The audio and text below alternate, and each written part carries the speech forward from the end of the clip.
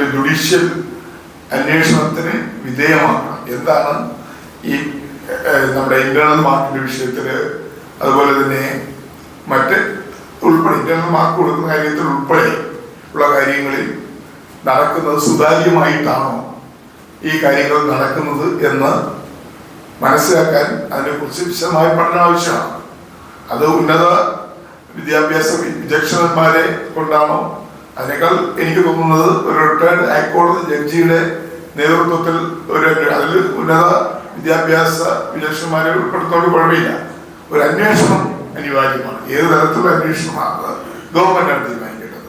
ഇത് കേരളത്തിലെ ഉന്നത വിദ്യാഭ്യാസ മേഖലയിൽ ഒരുപാട് അനഭിലഷണീയമായ സംഭവങ്ങൾ നടക്കുന്നുണ്ട്. അത് നടക്കാതിരിക്കാൻ വ്യക്തമായ അതിനെക്കുറിച്ച് വിശദമായ പഠനങ്ങൾ, ജാതീയമായ വിഷയവും ഇന്റേണൽ മാർക്കിന്റെ വിഷയവും പ്രൊമോഷൻ ഉൾപ്പെടെയുള്ള എല്ലാ കാര്യങ്ങളും ഇതിനകത്ത് ഉൾപ്പെടുത്തിക്കൊണ്ടുള്ള ഒരു അന്വേഷണം വേണമെന്നാണ് ഞാൻ ആവശ്യപ്പെടുന്നത്.